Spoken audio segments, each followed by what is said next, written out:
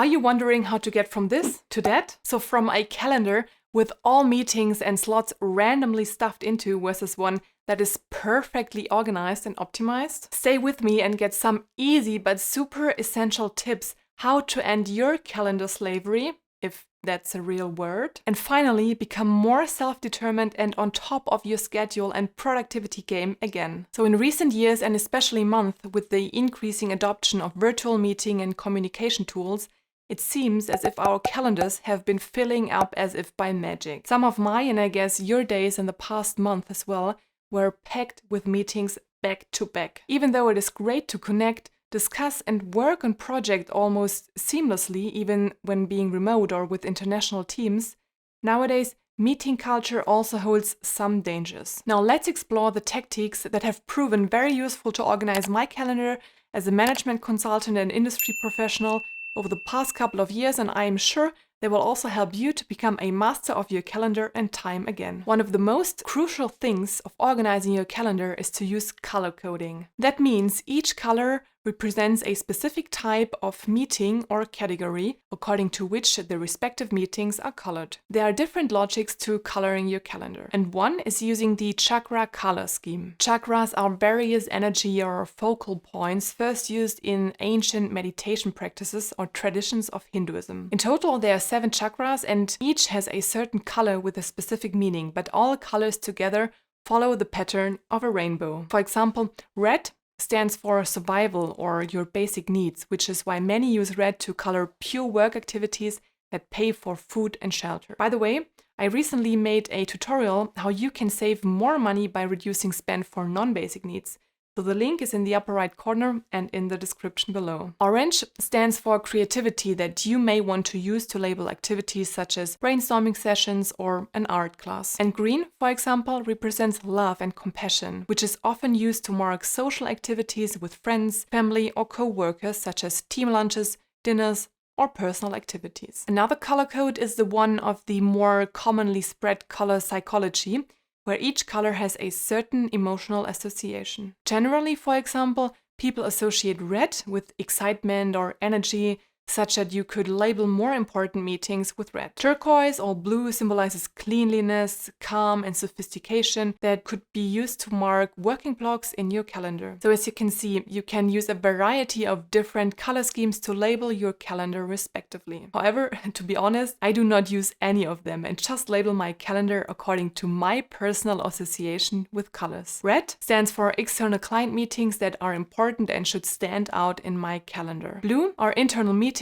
with my team or my department. Turquoise are also internal meetings, but within a wider group beyond my apartment. Green means learning and training sessions. Yellow stands for personal appointments. And finally, purple are my personal working blocks. Now that you know my random color logic, I also want to know if you are already using a color scheme, and if yes, which logic are you following? So let me know in the comments below. Speaking of work blocks, this is the second super important thing to organize your calendar. Try to block specific times for dedicated activities where ideally no one interrupts. Even if you have some meetings scattered across the day or the week, just make sure to still block other slots for the actual work that has to be done. In practice, you could either do that on a daily basis by looking at client or fixed meetings that are in your calendar, and then block some time around these meetings. Alternatively, you can block the same slots every day, such that, for example, your email slots are each 30 minutes in the morning and in the afternoon,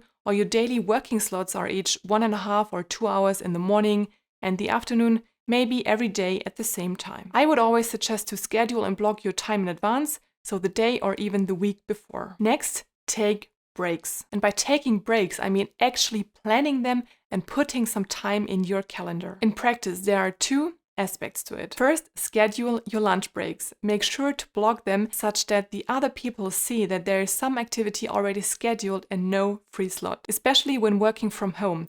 People have many meetings and time blocked, so there might only be the time between 12 and 1 seemingly free. But this is actually your lunch break in which colleagues can put in some time for a random meeting. Therefore, always make sure to also block your lunch or other breaks that you want to reserve just for yourself. And second, which is at least equally important, namely to schedule breaks in between the meetings. One of the biggest productivity killers nowadays in my opinion, is a day full of back-to-back meetings. Not because I say you cannot be productive in meeting, no, not at all, but rather because of the proven fatigue that comes from seemingly merging meetings. Therefore, I highly recommend planning some breaks in between meetings, so either scheduling them not for half an hour or an hour, but rather only 25 or 55 minutes. Further, every few hours you should even schedule for a longer, so 15 to 20-minute break to better reset and recover from the meetings and discussions that can be quite intense sometimes. Now that you know that you should try to use time blocking,